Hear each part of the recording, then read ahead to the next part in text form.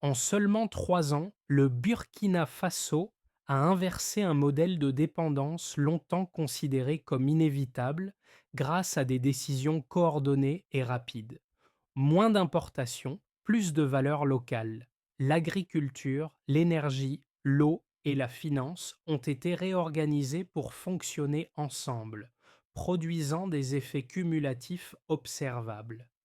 Que signifie concrètement ce basculement pour la vie quotidienne des citoyens et comment le rôle d'Ibrahim Traoré a-t-il redéfini la trajectoire du pays? Un changement discret mais structurel est désormais à l'œuvre. Dans ce cadre, l'analyse ne cherche pas à célébrer une réussite abstraite, mais à examiner la chaîne de décision et de résultats qui relie les politiques publiques au quotidien des citoyens. Les risques souvent évoqués, déséquilibre rapide, tension sociale ou fragilité financière, sont mis en perspective avec les effets observables décrits dans le cas du Burkina Faso. Sous la direction d'Ibrahim Traoré, ce parcours devient un objet d'étude précis sans prétendre à une application universelle. La question centrale demeure: quels leviers expliquent réellement cette évolution mesurable? En moins de 3 ans, le taux d'électrification rurale est passé d'un niveau marginal à plus de 48%, tandis que des infrastructures agricoles et financières ont été déployées simultanément. Ce chiffre n'est pas isolé. Il s'inscrit dans une séquence où chaque réforme renforce la suivante, créant un effet cumulatif rarement observé dans des contextes comparables. Pour comprendre ce basculement, il faut revenir à la situation initiale du Burkina Faso. Le pays dépendait fortement des importations alimentaires, de l'aide extérieure et de circuits financiers tournés vers l'extérieur. Cette dépendance limitait la capacité de planification à long terme et exposait l'économie aux chocs internationaux. Les politiques publiques se heurtaient à une fragmentation des secteurs. L'agriculture avançait sans énergie fiable, l'eau sans financement durable et la finance sans débouchés productifs locaux. La stratégie mise en œuvre a rompu avec cette logique séquentielle. Plutôt que de traiter les problèmes un par un, les projets ont été lancés en parallèle. L'électrification solaire des villages a soutenu les écoles, les ateliers et les centres de santé. Les infrastructures hydrauliques, notamment le barrage Ziga 2, ont sécurisé l'irrigation et l'approvisionnement en eau potable. Dans le même temps, la transformation agricole locale, illustrée par la Red Gold Factory, a réduit les pertes de récolte et stabilisé les revenus. Sous la direction d'Ibrahim Traoré, cette approche intégrée a redéfini la notion même de réforme. L'objectif n'était pas seulement d'augmenter des indicateurs, mais de rendre les gains visibles dans la vie quotidienne. Les données présentées dans la source montrent ainsi une cohérence entre décisions politiques, infrastructures mises en place et effets sociaux observables. La question ouverte depuis le début trouve ici un premier élément de réponse. Le changement n'est pas venu d'un projet unique, mais de l'alignement simultané de plusieurs leviers clés. Pour saisir les effets concrets de cette transformation, il faut quitter la vue d'ensemble et suivre quelques trajectoires précises, là où les politiques se traduisent en expériences vécues. Dans plusieurs zones rurales, l'arrivée simultanée de l'électricité solaire et de l'eau sécurisée a modifié le rythme quotidien dès les premiers mois. Les écoles ont pu prolonger les heures de cours, les centres de santé fonctionner après la tombée de la nuit et les ateliers artisanaux maintenir une activité continue. Un premier cas, souvent cité, est celui de producteurs agricoles auparavant contraints de vendre leurs récoltes à bas prix ou de les voir se perdre faute de transformation locale. Avec la mise en service de la Red Gold Factory, les tomates ont commencé à être traitées sur place, transformant une production fragile en source de revenus plus stable. Ce changement n'a pas seulement amélioré les chiffres, il a réduit l'incertitude pour des milliers de familles. En parallèle, l'amélioration des routes rurales a facilité la circulation entre zones agricoles et centres urbains. Les échanges se sont accélérés, réduisant les délais et les coûts logistiques. Ces impacts précoces ont créé un signal de crédibilité. Les projets annoncés produisaient effectivement des résultats visibles. Dans ce contexte, Ibrahim Traoré apparaît moins comme une figure isolée que comme un point de convergence des décisions. Son rôle, tel que décrit dans la source, consiste à maintenir l'alignement entre secteurs pour éviter que les avancées de l'un ne soient neutralisées par les faiblesses d'un autre. Le sens à retenir est clair. Lorsque les effets se matérialisent rapidement, l'adhésion collective devient un moteur supplémentaire du changement. La phase d'activation commence par une rupture méthodologique nette. Les projets ne sont plus déployés de manière isolée, mais enclenchés en même temps pour créer des effets croisés. Dès les premières semaines, l'électrification solaire des villages, la relance de la transformation agricole et l'amélioration des infrastructures de transport sont lancées sans attendre des résultats intermédiaires. Cette simultanéité réduit les délais habituels entre décision et impact, tout en limitant les goulets d'étranglement classiques. La montée en puissance s'observe lorsque ces projets commencent à interagir.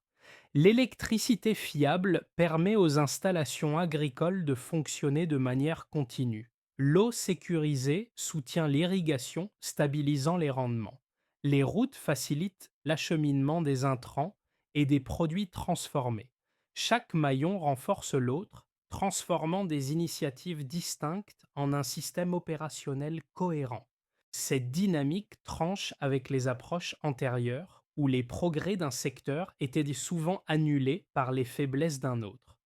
Le point culminant survient lorsque les effets deviennent cumulés et visibles à l'échelle nationale. Les villages électrifiés ne se contentent donc plus d'un accès intermittent.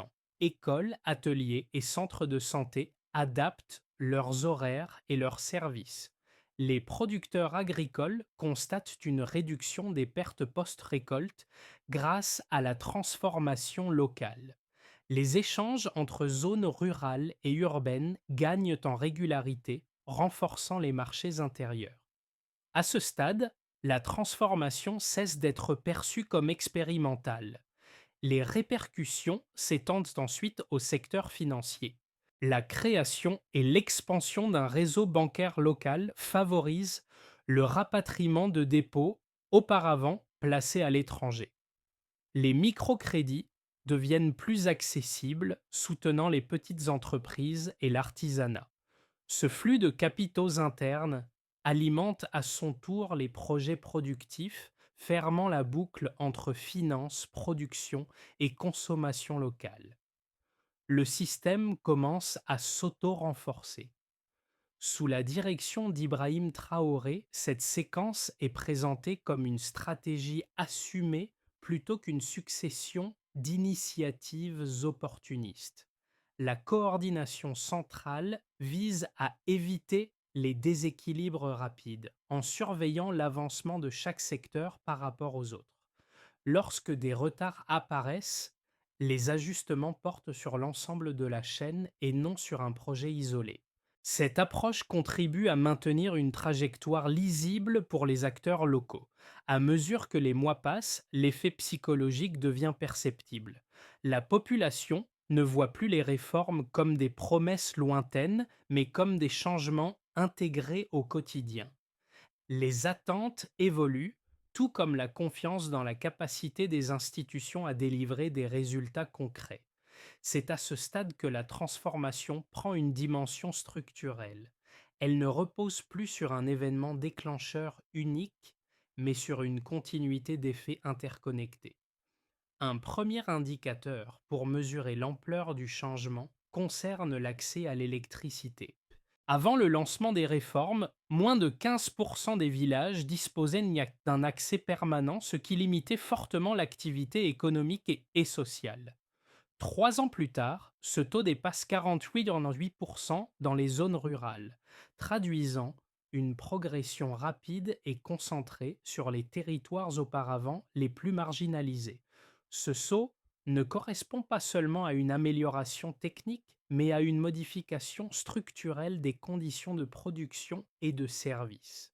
Un second ensemble de données porte sur l'agriculture et la transformation locale.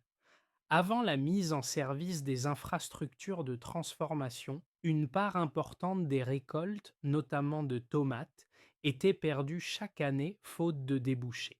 Avec la Red Gold Factory, plus de 100 000 tonnes ont été traitées en 3 ans, générant plus de 8 millions de dollars de revenus cumulés. Cette évolution a contribué à stabiliser les prix sur le marché intérieur et à réduire la volatilité des revenus agricoles, un facteur clé de sécurité économique pour les ménages ruraux. Un troisième indicateur concerne l'eau et la sécurité hydrique. Le barrage Ziga 2, avec une capacité de stockage dépassant 40 millions de mètres cubes, assure désormais une irrigation stable et un approvisionnement fiable pour plus de 600 000 personnes.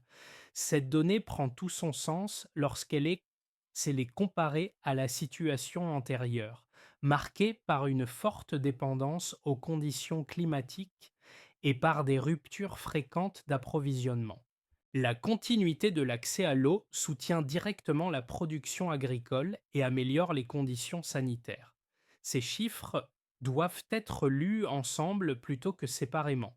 L'augmentation de l'électrification renforce l'efficacité des installations agricoles et des services publics. La sécurité hydrique stabilise les rendements et protège les investissements réalisés. Les revenus générés par la transformation locale alimentent à leur tour le système financier interne, créant un cycle plus prévisible. Cette logique de passage d'un niveau de référence fragile à un nouvel équilibre plus robuste correspond à l'orientation décrite sous la direction d'Ibrahim Traoré. Enfin, les données financières complètent ce tableau. Avant 2022, une large part des dépôts bancaires étaient placés à l'étranger hors du circuit économique national. Avec l'expansion du réseau bancaire local et l'ouverture de dizaines d'agences, près de 60% des dépôts ont été rapatriés. Cette évolution accroît la capacité de financement interne et réduit la dépendance aux flux extérieurs, renforçant la cohérence globale du modèle observé. Un premier argument critique affirme que la réduction rapide de la dépendance extérieure comporte des risques structurels élevés. Selon cette lecture, un pays enclavé comme le Burkina Faso manquerait de ressources financières et techniques pour soutenir simultanément des investissements lourds dans l'énergie, l'eau, l'agriculture et la finance. Une transition trop rapide pourrait créer des tensions sur les chaînes d'approvisionnement, déséquilibrer les finances publiques et fragiliser la cohésion sociale si les résultats tardaient à se matérialiser. Un second argument avance que l'interconnexion des secteurs accroît la vulnérabilité systémique. Lorsque l'énergie, l'agriculture et la finance deviennent étroitement liées, un dysfonctionnement dans un maillon pourrait se propager rapidement aux autres. Dans ce scénario, une sécheresse, un choc externe ou une mauvaise gestion financière risquerait d'amplifier les effets négatifs au lieu de les contenir, exposant l'économie à des crises plus larges. Ces objections reposent sur des hypothèses classiques, mais les données décrites dans la source permettent de les nuancer. D'une part, la simultanéité des projets n'a pas entraîné une rupture brutale, mais une montée en charge progressive, avec des effets visibles dès les premières années. Les gains observés dans l'électrification, l'irrigation et la transformation agricole suggèrent que les investissements ont généré des retours concrets avant d'atteindre un niveau critique de pression financière. D'autre part, l'interconnexion a fonctionné comme un amortisseur plutôt que comme un amplificateur de risque. L'électricité soutient la production agricole, l'eau stabilise les rendements et la finance locale recyclent les revenus dans l'économie interne. Cette redondance fonctionnelle réduit la dépendance à un seul levier. Sous la direction d'Ibrahim Traoré, l'accent mis sur l'alignement des secteurs vise précisément à limiter les effets de propagation négative redoutés par les critiques. Ainsi, plutôt que d'invalider les réserves initiales, les résultats observables suggèrent que le principal facteur de risque résidait dans la fragmentation antérieure. La réponse apportée ne supprime pas toute incertitude, mais elle montre qu'un modèle intégré peut, dans certaines conditions, renforcer la résilience globale. À ce stade, la transformation ne repose plus uniquement sur des projets visibles, mais sur un changement de logique qui modifie la trajectoire globale. Ce qui semblait être une série d'initiatives techniques devient un cadre de fonctionnement durable, où chaque secteur anticipe les besoins des autres. L'électrification soutient l'éducation et la production, l'eau sécurise les investissements agricoles, et la finance locale recycle les revenus au lieu de les voir quitter le pays. Cette révélation intermédiaire tient au fait que la souveraineté n'est plus présentée comme un objectif politique abstrait, mais comme une habitude intégrée au quotidien. Les services fonctionnent avec plus de continuité, les acteurs économiques planifient sur des horizons plus longs, et les décisions locales gagnent en prévisibilité. Le changement n'est pas spectaculaire, mais cumulatif. Sous la conduite d'Ibrahim Traoré, cette normalisation de l'autonomie marque un point de non-retour dans la perception collective. Les réformes cessent d'être évaluées uniquement par leurs intentions ou leurs annonces. Elles sont jugées par leur capacité à s'auto-entretenir dans le temps, sans dépendre de soutiens extérieurs immédiats. C'est dans cette transition silencieuse que réside la portée réelle du modèle observé. Les effets de cette transformation se lisent différemment selon les groupes, mais ils convergent vers une amélioration de la stabilité quotidienne. Pour les populations rurales, l'impact est d'abord agricole et hydrique. La transformation locale des récoltes a réduit les pertes et sécurisé les revenus, tandis que l'irrigation assurée par les infrastructures hydrauliques a limité l'exposition aux aléas climatiques. Cette double évolution permet aux familles de planifier leurs activités sur une base plus prévisible, réduisant la vulnérabilité saisonnière qui dominait auparavant. Du côté des travailleurs urbains et des petites entreprises, l'électrification joue un rôle central. L'accès plus régulier à l'énergie a prolongé les heures de travail dans les ateliers, amélioré la productivité et soutenu l'expansion d'activités artisanales et commerciales. Les services publics, notamment les écoles et les centres de santé, bénéficient également de cette continuité, renforçant la qualité des prestations offertes aux habitants des zones périurbaines. Les jeunes constituent un troisième groupe directement concerné. L'électricité permet l'ouverture de cours du soir et l'utilisation d'équipements pédagogiques auparavant inaccessibles. Cette extension du temps éducatif élargit les perspectives de formation et d'insertion professionnelle.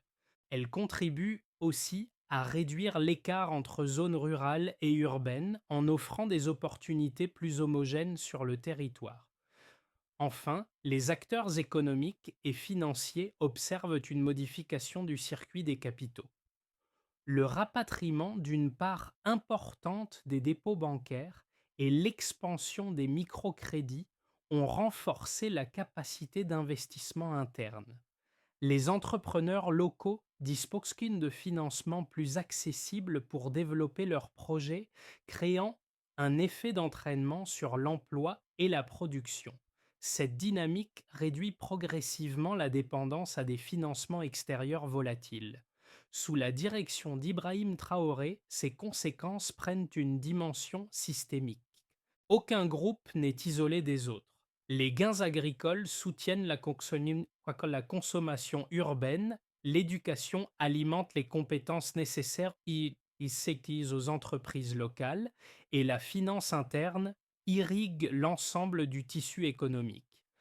Le changement majeur réside dans cette interdépendance fonctionnelle qui transforme des améliorations sectorielles en stabilité collective. Ainsi, la question posée plus tôt trouve une réponse concrète. Les réformes ne se traduisent pas seulement par des indicateurs macroéconomiques, mais par des ajustements tangibles dans la vie de groupes sociaux distincts. C'est cette accumulation d'effets quotidiens qui donne au processus sa portée réelle. Dans un premier scénario, celui de la continuité repose sur la consolidation des réformes déjà engagées sans rupture majeure. Les infrastructures énergétiques, agricoles et hydrauliques poursuivent leur déploiement au rythme actuel, permettant de maintenir une trajectoire stable. L'électrification rurale reste au-delà de 48%, soutenant l'activité économique locale, tandis que la transformation agricole continue de stabiliser les revenus. Dans ce cadre, la croissance demeure modérée mais régulière, portée par la production intérieure et par une discipline administrative qui assure la cohérence des projets. Dans un second scénario, plus favorable, envisage une amplification régionale du modèle. Les interconnexions mises à deux en place servent de référence à d'autres pays voisins confrontés à des défis similaires. Les échanges régionaux se fluidifient, les corridors commerciaux gagnent en efficacité et la production locale trouve de nouveaux débouchés. Cette dynamique accroît l'investissement interne et renforce la coopération économique, ce qui pourrait accélérer la croissance et réduire la pauvreté rurale. Le modèle devient alors un levier d'influence régionale, sans dépendre d'un afflux massif de capitaux extérieurs. Dans un troisième scénario, plus contraint, intègre l'hypothèse de pressions externes accrues. Un ralentissement des marchés mondiaux, une hausse des prix ou des tensions géopolitiques pourraient peser sur les exportations et sur le pouvoir d'achat. Dans cette configuration, la croissance ralentit sensiblement, mais les infrastructures internes jouent un rôle d'amortisseur. L'accès à l'énergie, à l'eau et au microcrédit limite les effets négatifs et préserve une certaine stabilité sociale. Le système ne supprime pas les chocs, mais il en atténue l'impact. Sous la direction d'Ibrahim Traoré, ces scénarios ne sont pas présentés comme des prédictions fermées, mais comme des cadres de lecture. Le point clé réside dans la capacité à ajuster les priorités sans rompre l'alignement entre secteurs. La recommandation implicite est claire. Maintenir la cohérence du modèle compte autant que la vitesse de son expansion. Au-delà des indicateurs et des scénarios, ces transformations prennent sens lorsqu'elles sont replacées à l'échelle des individus. Pour de nombreux foyers ruraux, la réduction des pertes agricoles et la régularité de l'irrigation signifient avant tout une diminution de l'incertitude. Les revenus deviennent plus prévisibles, les décisions d'investissement plus réfléchies et la pression liée aux saisons moins marquées. Cette stabilité modifie la manière dont les familles envisagent leur avenir à court terme. Dans les zones urbaines et périurbaines, l'accès plus fiable à l'énergie transforme l'organisation du travail.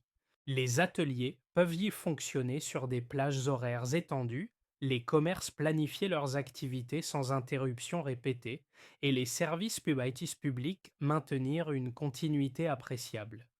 Pour les travailleurs, cela se traduit par une amélioration des conditions de travail et dans certains cas, par une augmentation des revenus liés à la productivité accrue.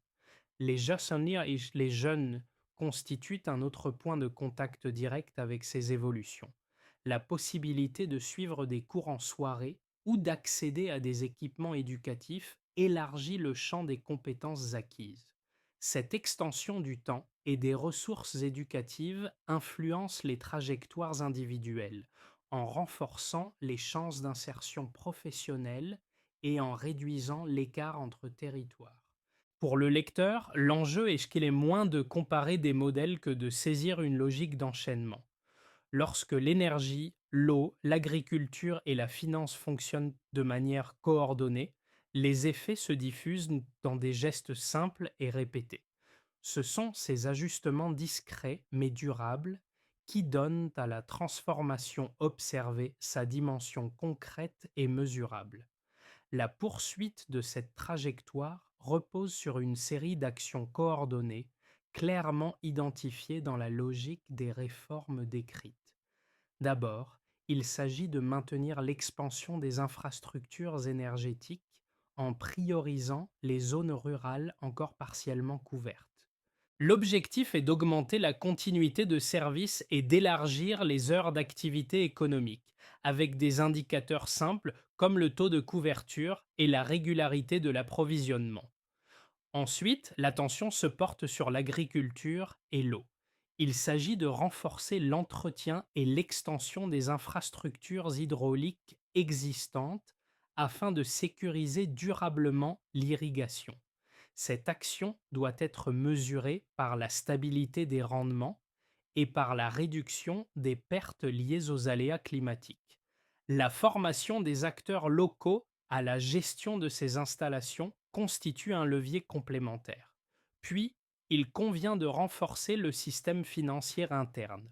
L'expansion du réseau bancaire et des dispositifs de microcrédit doit se poursuivre pour soutenir les petites entreprises et les producteurs. Les critères d'évaluation portent sur le volume de crédit distribué localement et sur la part des dépôts maintenus dans le circuit national.